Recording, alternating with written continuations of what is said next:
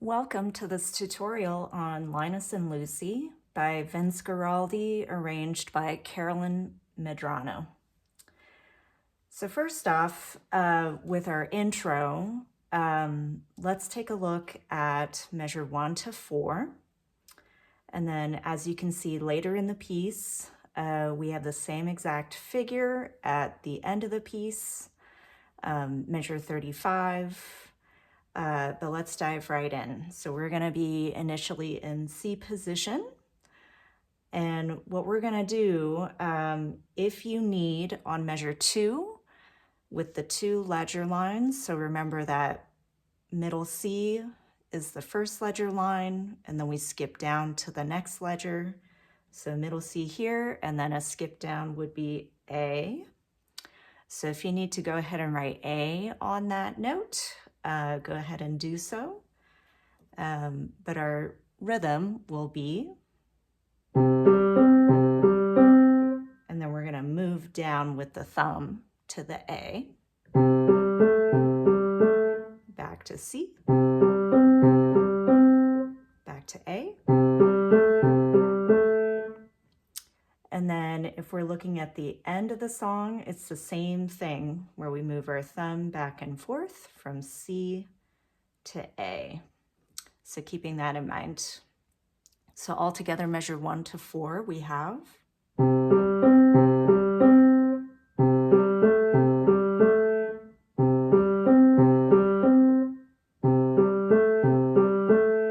So that's our intro.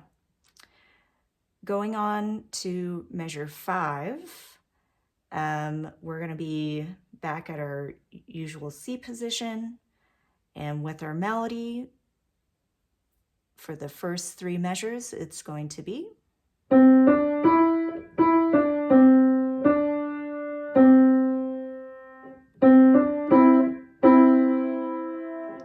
So if we're breaking down measure 6 in particular, we have a dotted quarter followed by an 8th note and then a tie into the half note. So when we're counting 1 and 2 and 3 and 4 and, because this piece has a bunch of 8th notes, so we would do 1 and 2 and 3 and 4 and 1 and 2 and 3 and 4 and. So coming in from measure 5, 1 and 2 and 3 and 4 and 1 and 2 and 3 and 4 and. So just making sure that we hold that dotted quarter for its full value. Meanwhile, left hand's just playing that bottom C, the bass C.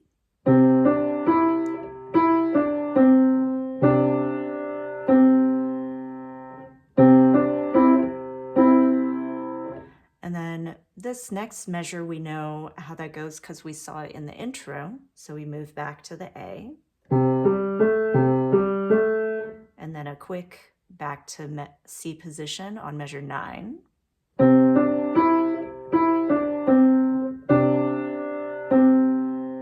So there was that same rhythm on measure 10 that we saw at measure 6. So now, looking at measure 11, we have a new note here, a couple new notes. So we have right hand staying in the same C position, but the left hand is going to have to move up. So if we're thinking of our bass clef notes for the spaces, starting at the bottom, all cows eat grass. So that's going to be all cows eat. So E flat, this note here, followed by a 5th up.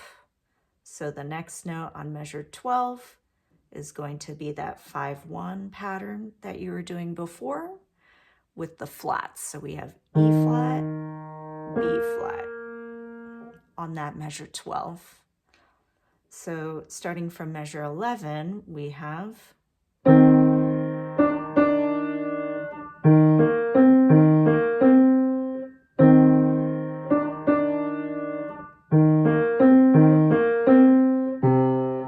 quickly go back to C position on that last 8th note on measure 14. So again, the dotted rhythm that we had for measure 6 and 10, it's also the same for measure 11. 1 and 2 and 3 and 4 and. So just making sure we hold that for the full value again.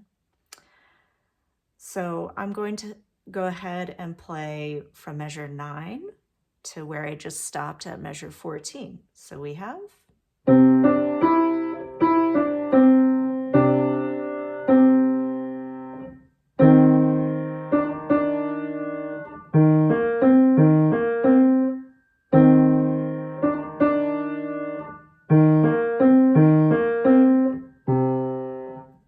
All right.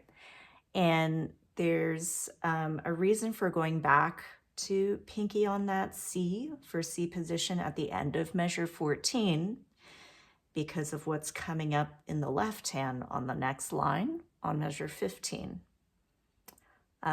So if we're thinking over bass clef lines, good burritos don't fall apart. That's the mnemonic I like to use. So that's good burritos don't fall. So that's an F. So if you want to go ahead and write 2 on that F, you're welcome to do so.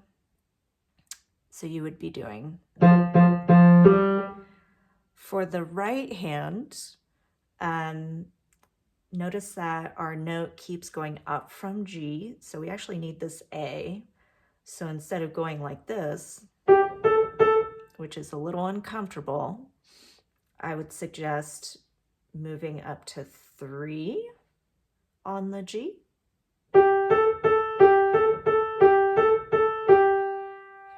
Or even if you really want G position, so that's a little bit farther. So whichever fingers feel most comfortable, but we're gonna have to shift a little bit going up to make that a little more comfortable. So in this tutorial, I'm gonna use 3 on the G for now. So we have from measure 15 to 20.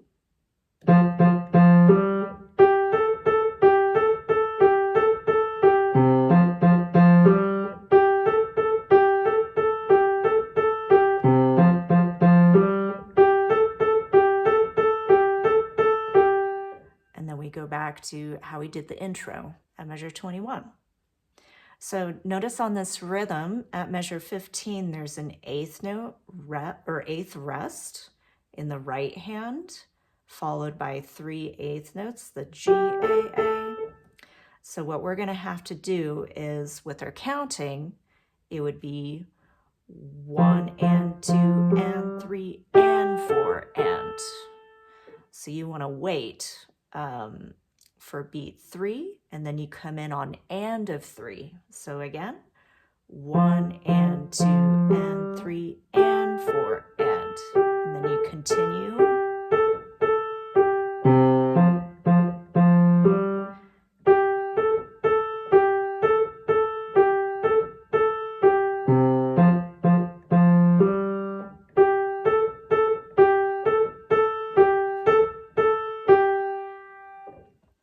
So the same thing happens, but on the and of 4, if we're looking at the left hand.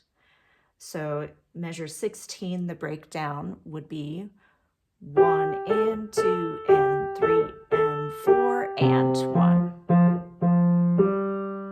So you would do that twice for the bass. So moving on to measure 21. So again, we have similar thing that we did at the beginning of the piece. So we have.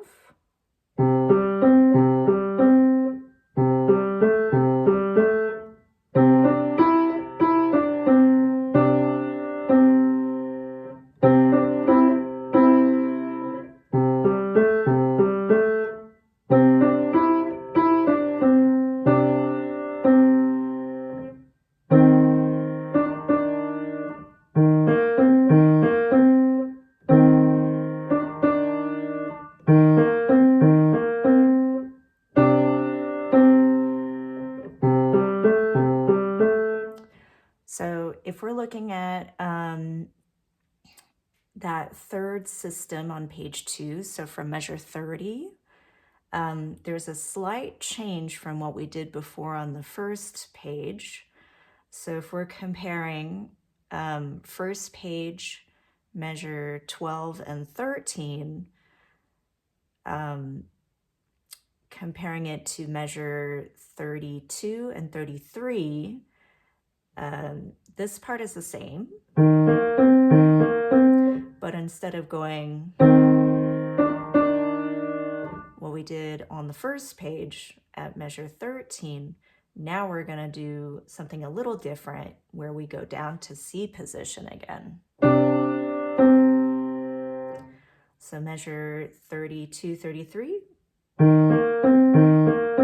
back to C position, and then we do our outro.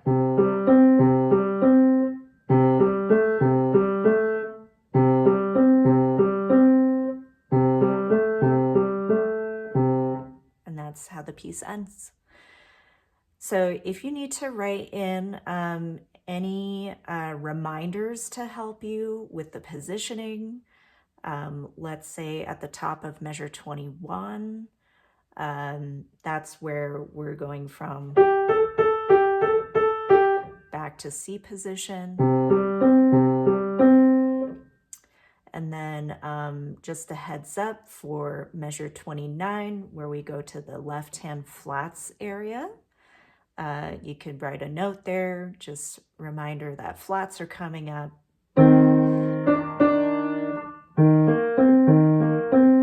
And especially when we're going from measure 32 to 33, back to C position. So just a couple of reminders will really help you out with the piece.